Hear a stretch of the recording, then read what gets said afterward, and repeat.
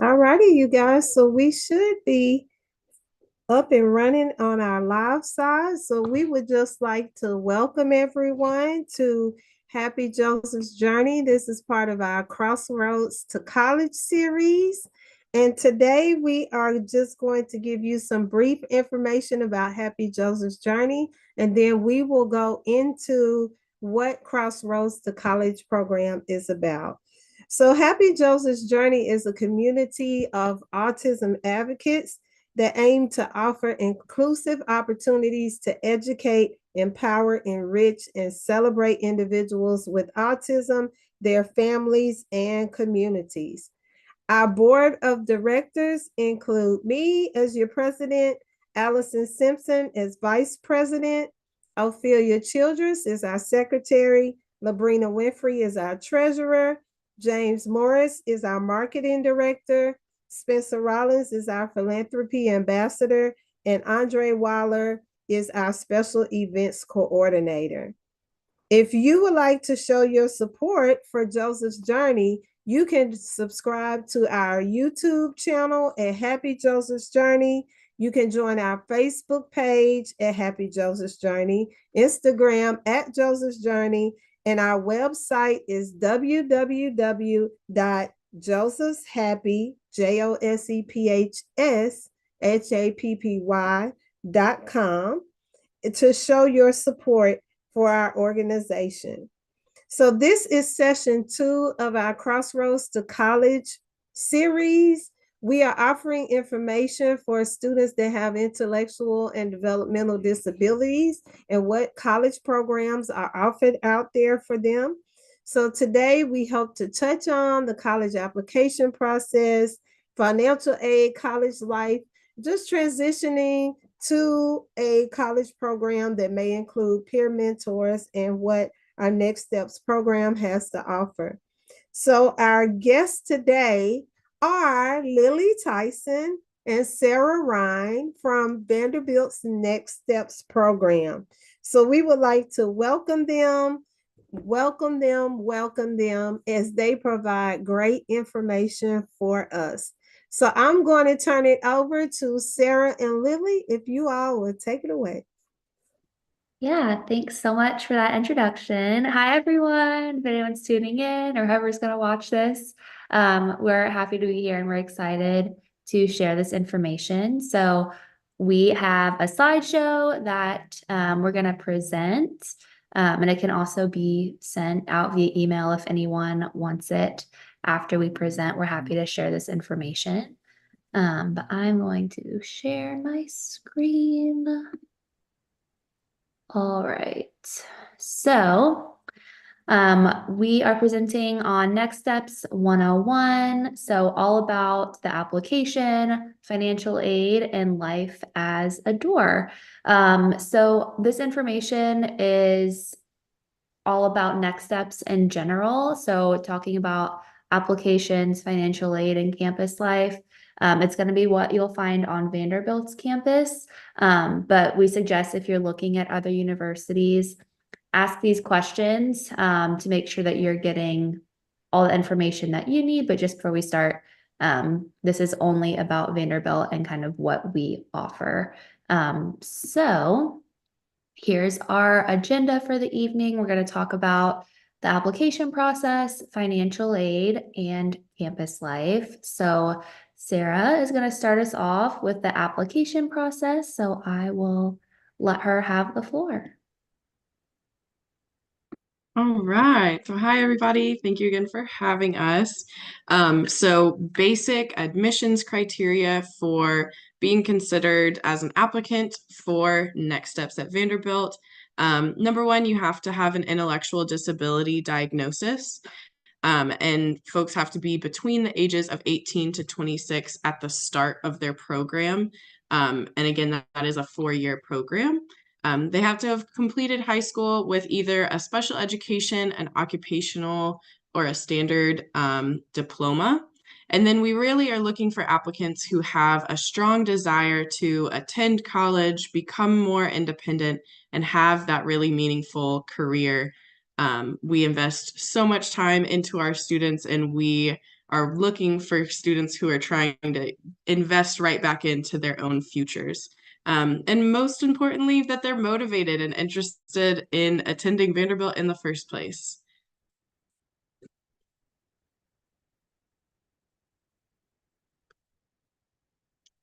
Sorry, I forgot that I cannot control the shared screen.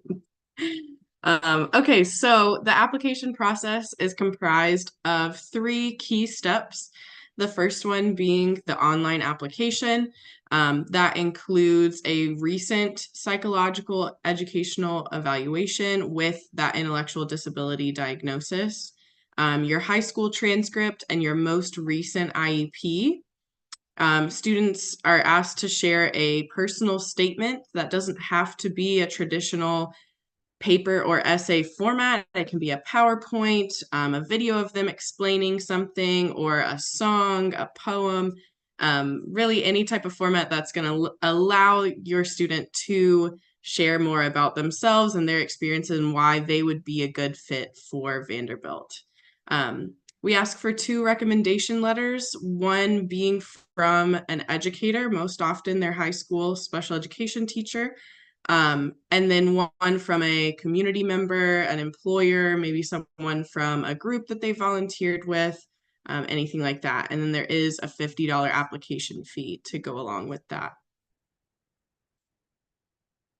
So after submitting the online application, our team reviews it, and we've got contact information for those folks towards the end of the PowerPoint. But they will review everyone who's applied, and any applicant who is more competitive and seems like a potential better fit will be invited for a 30-minute virtual interview with our program director, Dr. Amaya, and our administrative program coordinator, Jess Clifton.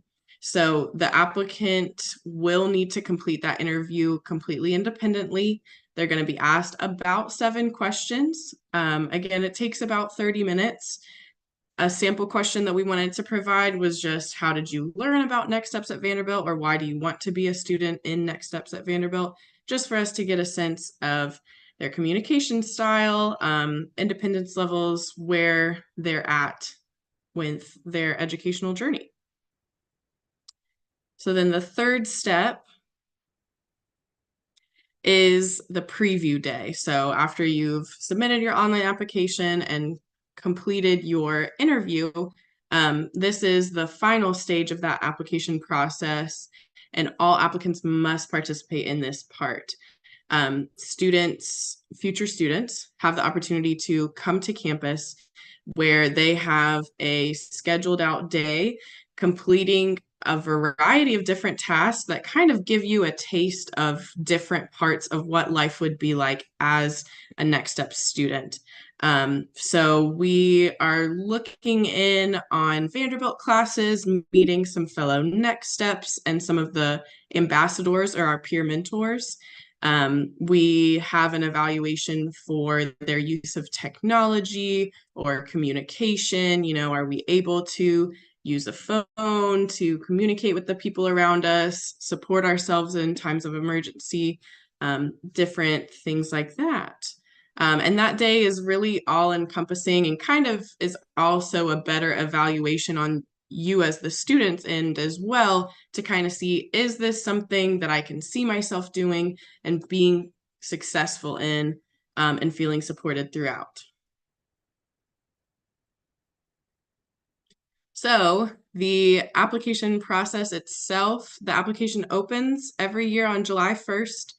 These dates stay the same throughout every year. So July 1st, the application opens. Early consideration deadline, so again, those online applications are due November 1st, or regular consideration for the online application is January 15th. And then in that, and if you're doing early consideration, you'll obviously hear back sooner, but in mostly that January and February range is where those interviews and those preview days will be happening. And then admissions decisions come out on March 15th. And then you all have time, if you've been admitted, to make that decision on if this program is right for you, and your deposit that kind of solidifies, yes, I'm definitely coming in for next steps. The deadline to pay that is May 1st. All right. All right, before I start talking about financial aid, is there any questions about the application process, or what any of that looks like? Yes, question. Is the early consideration deadline for students who might graduate at the age of 17, or just for students who want to put in all of their paperwork early? Great question. So the focus is more on how old they will be when they start the program. And we don't have students start in the spring semester. They only start in the fall for the most part. So it's really more focusing on, by the time August of the year that they would be entering comes around, will they be 18? And also, what about students that are on the alternate academic diploma program? Is that part of one of the diplomas that you accept? Yes, that is. Yeah, typically, students who are on that diploma pathway will be on a special education diploma or an occupational diploma. And those are two of the ones that we accept in the program. Thank you. Yeah. All right, so now moving into financial aid. I want to start by saying this isn't an all-encompassing overview. We don't handle as much of the financial aid. That if you have really direct questions about what financial aid packages look like, how to apply, when you might receive your package, we can definitely get you connected with the financial aid office. They'll have more of those pointed questions. But we do have just a little bit of an overview about what some different options are. So the first one is that you can apply for financial aid. So since this program is a 4-year program, students are eligible to apply. So just like any other college student, you can go to FAFSA.gov.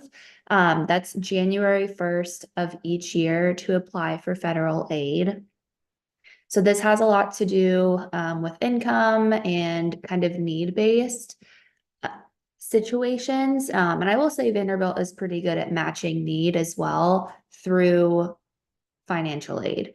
They try and match most students wherever their needs are. So I will say that's a really nice benefit of Vanderbilt, because it can be pricey, as college can be nowadays. I will say, if you decide to go the FAFSA route, you might not have your financial aid package by the time you get your admission decision. Usually FAFSA packages come out a little bit later. You should have it before May 1st, which is the deadline, but you might not have it immediately or as soon as you would like. So definitely wait and allow yourself to make a really informed decision. So just kind of a warning that that'll come out a little bit later in the spring after you apply.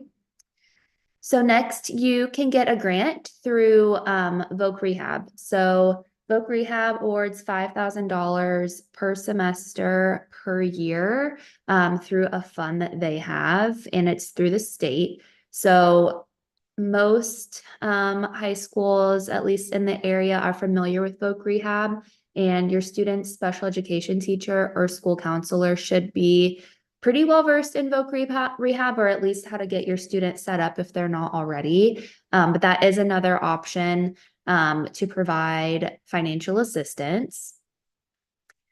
Next, there's Tennessee Reconnect. So that is a grant that'll pay everything else that needs to be paid after all of the aid and any other funding, such as scholarships or different programs. This will kind of cover just that last remaining amount if you have any. There's not necessarily a minimum or a maximum. It'll just kind of cover whatever is there. But this is for students who say that they are independent on the FAFSA. So when you're looking at a FAFSA, you can either qualify as an independent or a dependent. If you put yourself as a dependent, that means that you're depending on someone else for that financial assistance. So usually that's a caregiver, but that could look like some other things depending on the situation. If you're an independent, you're saying that you're coming into college and you yourself are going to be the one that's funding your college experience. So the funds that you'll get will look a little bit different if you claim either independent or dependent, because dependent will take into effect how much your caregivers are making. Whereas an independent, if you're not bringing in any income, you might get more money in aid. So that's a little bit about Tennessee Reconnect. Next is the Tennessee Student Assistance Award. This is more financial assistance for students who are financially needy. And I do want to say that is a term that is used by FAFSA. So that's not us saying financially needy. That's just a term within the higher education realm. But that is only for students who are residents of Tennessee. And if you look it up on Google, you can just type in Tennessee Student Assistance Award. It comes up if you want more information. Next is the Tennessee Promise. Again, this is a last dollar scholarship. So similar to Tennessee Reconnect, it's for students who have everything else paid and then they just have that little amount. Although this one is for students who might be a little bit younger and you don't have to qualify as an independent. So students must complete all of the requirements within their final year of high school. And then they also have community service requirements. So again, this one's similar to Tennessee Reconnect in that it gives similar funding, but the requirements for age and qualifications are going to look a little different. Next, we have Tennessee Step Up. So this is for students who are eligible under intellectual disability or who have that diagnosis. And they have received a diploma or a certificate from a Tennessee high school. So this can be any of the diploma pathways that we've talked about. So that can be a standard diploma, it could be an occupational diploma or a special education diploma. And they can be awarded $4,500 for first years and then $5,700 for juniors or seniors. Next is the Tennessee Family Support. So in this program, students can receive up to $6,000. And this is to help students to go towards tuition. So tuition, whenever something says it covers tuition, that's usually just talking about class credits and any academic fees. So when you're looking at a financial aid package or kind of what's offered, you'll also want to think about buying textbooks and just overall, there's always service fees. There's a student health fee, just a bunch of different things that the tuition scholarships don't always cover. But you'll be able to see that in your package and kind of whatever Vanderbilt sends, you'll be able to kind of break it down. But I also just wanted to mention that. Something about this grant, though, is that students may not be enrolled in ECF choices. So that's just something to keep in mind if you are enrolled in Voc Rehab, is to kind of keep that in the back of your mind, is that you can't always double dip within those funds. Next is ECF choices. So, like I said, if you're enrolled in ECF choices, then you cannot do Tennessee Family Support, but it may cover expenses, including enrollment fees, books, and other educational materials and transportation. So this wouldn't necessarily be funding your tuition. This will be covering all of the other living expenses that I just mentioned, and the things necessary to get you through college. Next is a faculty and staff dependent tuition assistance. So this is more for employees. So this isn't super relevant, but if you're looking to work for the program, then that is an option that we have. And then finally, we have the Vandy plan. So this is through Vanderbilt directly, so it's not tied to any outside organization. And so it's a monthly payment option for students and families, and it's available through Sallie Mae, which is a private loan company. And expenses can be paid in 10 interest-free monthly payments. So rather than paying tuition or any fees all upfront at once, Vandy Plan is a monthly service, if that's a better option for the family. But again, this is a very brief overview, and if there are questions about what exactly these can offer and how to apply, when you might see the funds, you can make a choice. I would contact the financial aid office directly, and we can also get that information. But before I move on to talking more about campus life, are there any questions about financial aid? Yes. Are there work study options, or is that like too much of a load for a student coming in? So generally speaking, there are work study options via the FAFSA. But I want to say I don't believe any of our students currently receive any work study funds. So most of our students are going through one of these different pathways on the screen. I will add in onto that. Throughout, I know we mentioned in the first session all about the different internship opportunities that our students have. So their first 2 years, those internships will be on campus and unpaid. It's not always a guarantee, but we do try their junior and senior year to connect them with places either for future employment or a good bit of our students are getting paid in those internships during their junior and senior year. It's not the same as work study, and it's going to vary depending on the student and what kind of place they're wanting to work at. But that is something that some of our students do benefit from. Yeah. Anything else? All right, I'm gonna keep it moving then. Okay, so now we get to life as a door, which is the best part and the most fun. So, like we touched on in our first session, our students are anywhere and everywhere that you could be on Vanderbilt's campus. They are very much involved, very much integrated into student life. And that's something that any college student wants, is to feel like they belong on campus and to feel like they have their people. And so that's the environment that we want to have for our students as well. So our next step students are very much a community within themselves, with the students and then also their ambassadors, but then they also are really a part of the larger Vanderbilt community as well. And I think that our students feel that. So here's just some pictures of students at football games. Every fall, the football games are a big hit. There are always students there. They typically will go with their ambassadors or their peer mentors and sit together, and it's a really fun time. Our students love cheering on all of our different sports teams. Basketball is also a big one. So that's something that students have to look forward to.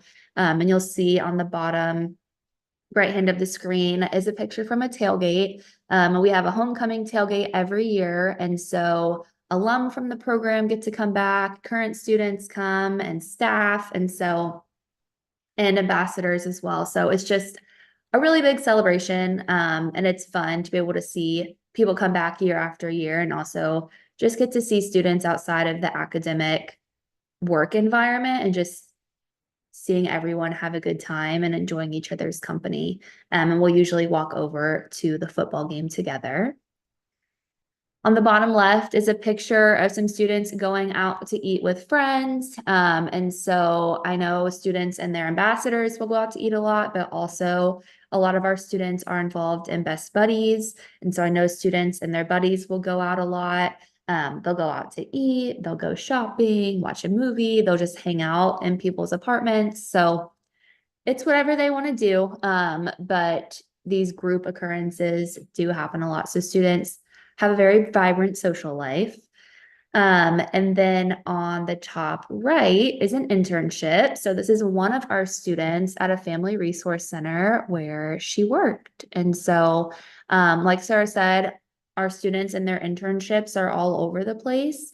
They do pretty much anything. It's a very, very wide range, and the program works really, really hard to make sure that it's a student-driven process. So if there's something that a student really wants to do or is really interested in, we try to make it work so that they can be in an internship that is really focused and driven towards their personal goals and their interests. So those are some pictures about kind of just what campus life can look like.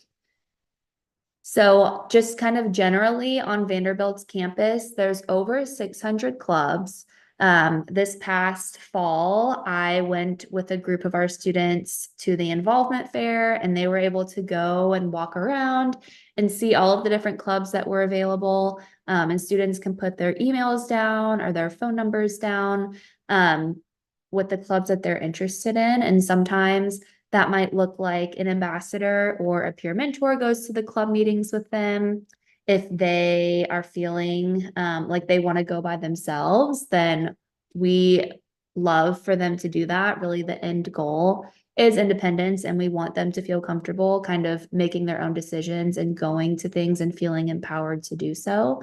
But there's a lot of different options. So some of our students are in intramural sports. Some of our students are in Greek life, the cheer team, hip hop club, figure skating club. There's an anime club and a lot more. That is definitely not a full list. But like I said, our students are everywhere, just like every other college student. They're really getting that full experience. So we try to make it a balance of social involvement while also making sure that academics are a priority.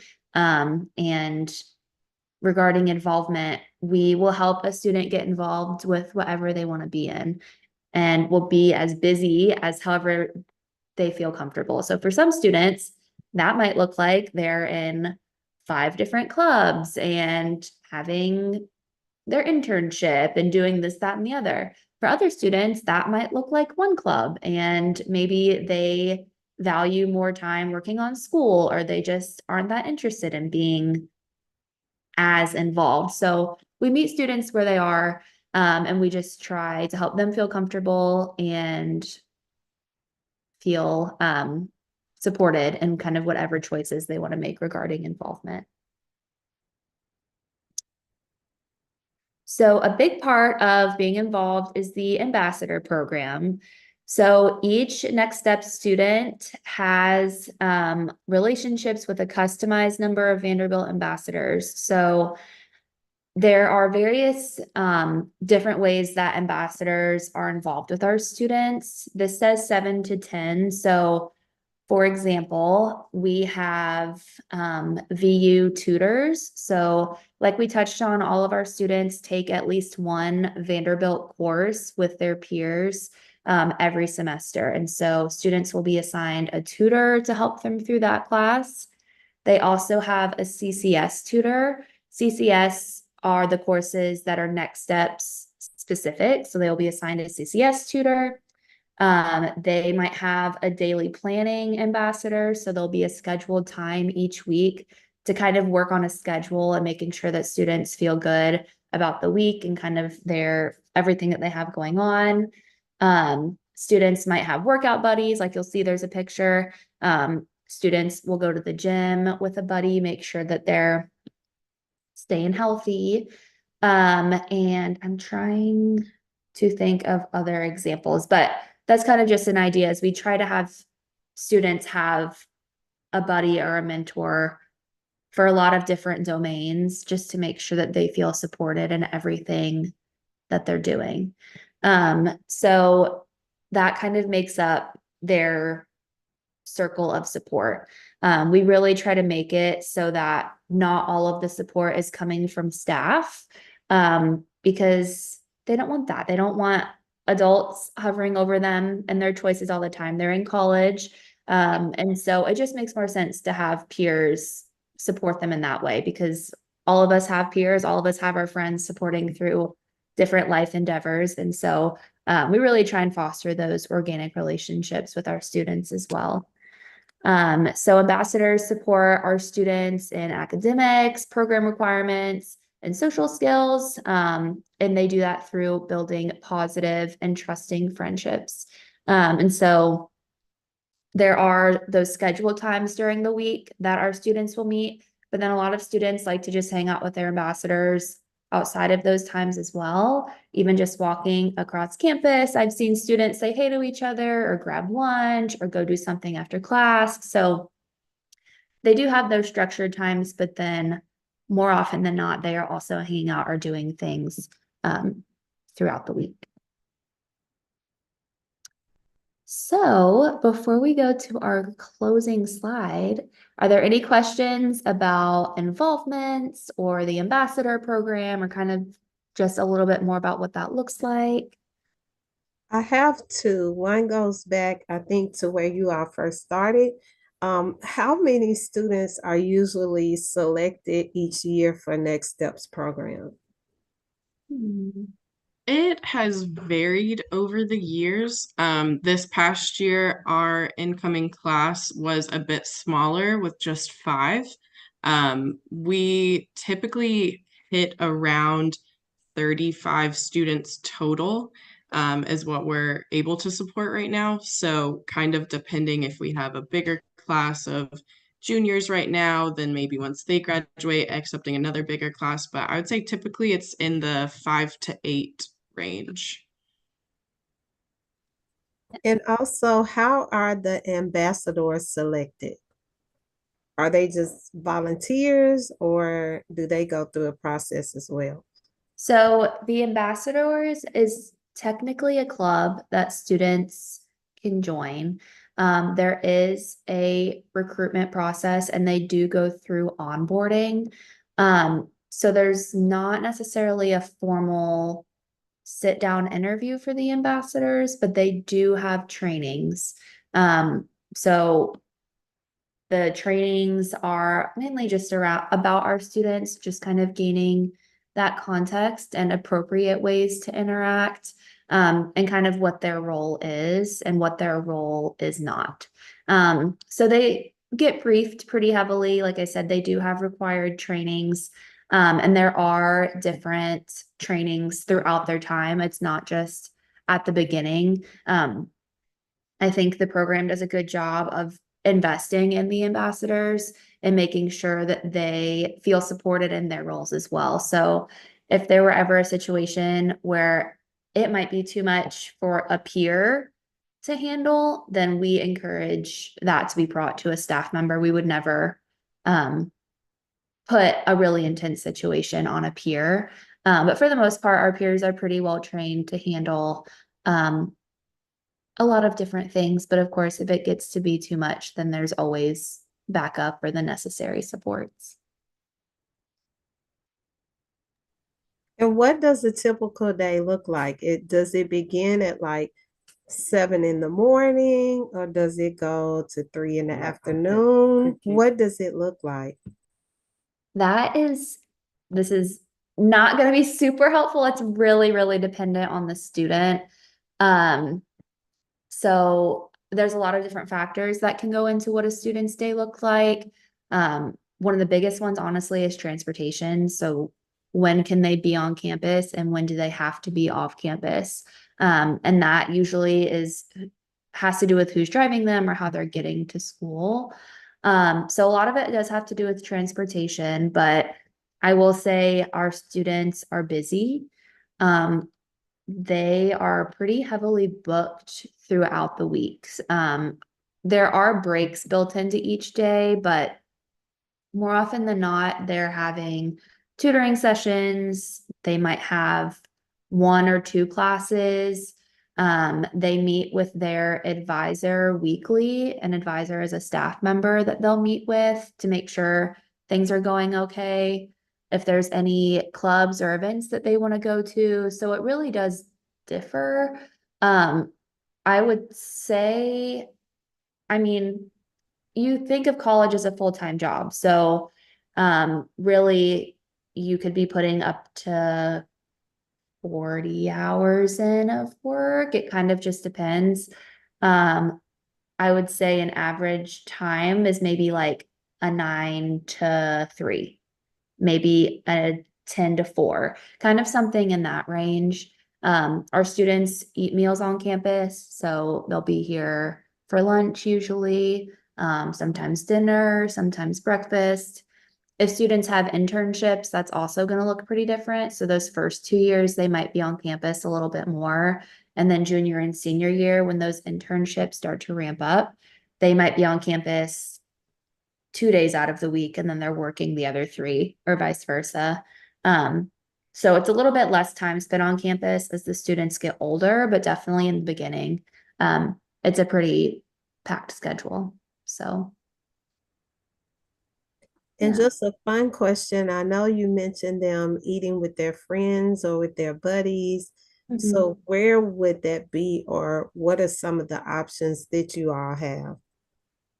So yeah, Sarah, did you want to go or do you want me to take it? You got it. It's all good. Okay. So we have a couple of different dining halls on campus.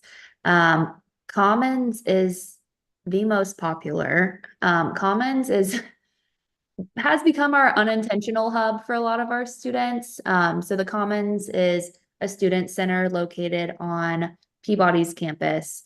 And so all of our freshmen at Vanderbilt, regardless of, it's just every freshman that goes to Vanderbilt lives on Peabody's campus. So Commons is housed as kind of that main student center, and there's a dining hall. There's also a gym. There's a lot of things going on. I would say more often than not, meals are shared in commons, whether it be in the dining hall or some of our students pack. So they'll bring food from home or they might buy food. There's a few different eateries on campus as well. So if students bring money, they might buy something from one of our little on-campus shops. So I would say normally it's in the commons. Sometimes they'll sit outside, or if there's restaurants that are close to campus, sometimes they'll go in groups off campus. There's a few little places that are not fair at all that students will walk to. Um, but yeah, I would say that's kind of the main place, is commons for sure. And you may have answered this question at the beginning, but is there an um like an average number for the cost of tuition for this program? So I had just pulled it up. It's on the Next Steps website, but for the 23-24 academic year, tuition total for both semesters was $25,696. Um, Again, Lily talked about so many different funding options that are accessible to our students. And that unfortunately does not include a meal plan if they're wanting to eat at the uh, dining halls or anything. They are full-time students, so they can get a meal plan as well as their student ID card. There's a way to load money onto that for some of those smaller cafes and shops on campus specifically that their ID card will basically work as a debit card there. But yes, that was the for this past year. Thank you. Yeah, thank you.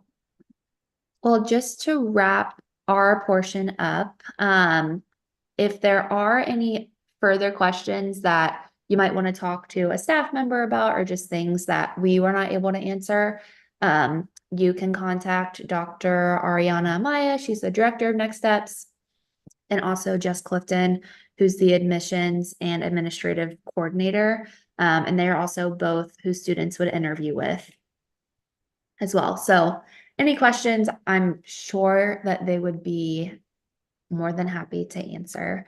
But are there any last questions before I stop sharing the screen?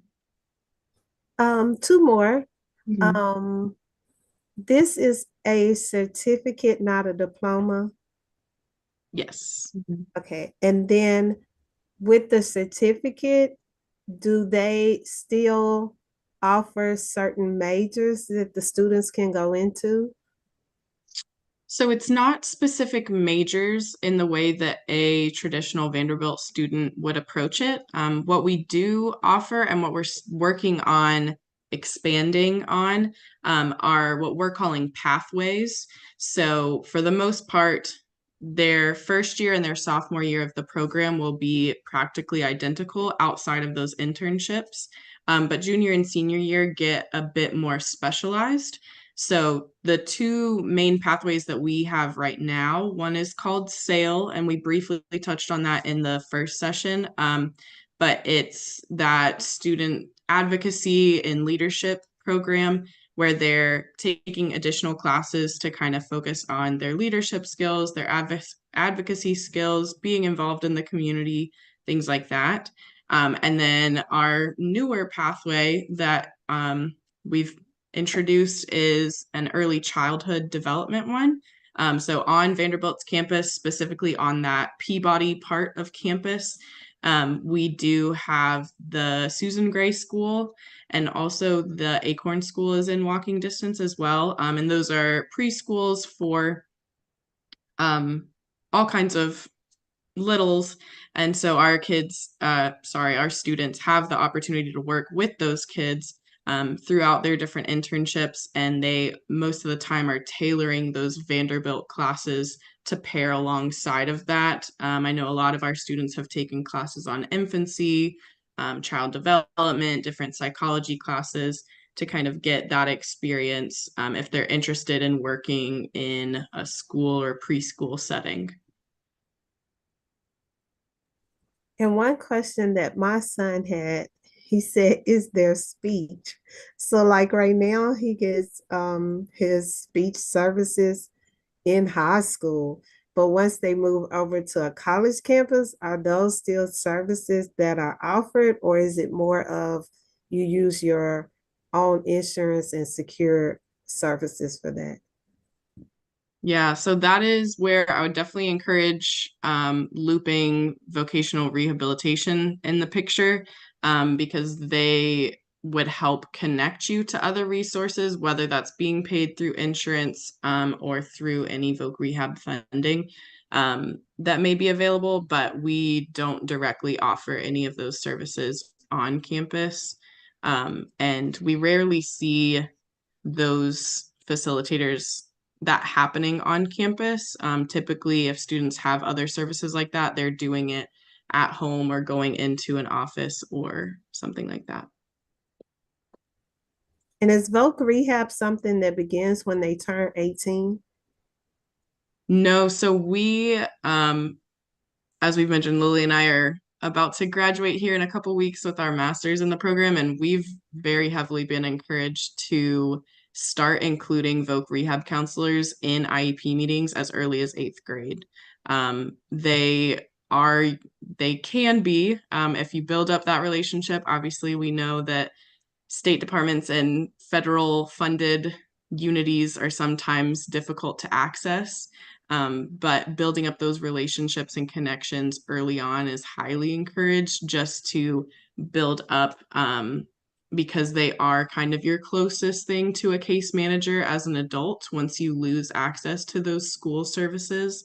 And they are the ones who they have a couple of different offices and also just general knowledge about being an adult with a disability and how to access those different services. Yeah, I would highly encourage reaching out and finding whoever. Typically, I know Metro has connections where like we have assigned VR counselors connected directly to us in a partnership. And I'm sure other counties have similar programs. Well, I thank you, Sarah and Lily. Thank you so much for presenting today, as well as presenting to us our first session when we were at Bordeaux Library with Philip, who also came along. So we thank you all. And we also want to send a congratulations to you on receiving your master's in what, next week? Is it next week? Yeah, on the 10th, it's Oh, that's coming. crazy. So congratulations to you all for all the hard work you've put in. Thank you for assisting us with this information. If anyone is interested in touring Vanderbilt, we have a date set up. You can reach out to us on our Facebook page, Instagram page. Just inbox us a message if you are interested in taking the tour. That will be coming up very soon. And so I appreciate you all. Thank you, Lily. Thank you, Sarah. If you all will stay on, I'm going to end our live. Thank you to two of our board members that are on. James is on and Labrina is on. So thank you for them attending also. Yeah, But thanks for the information. That was great information.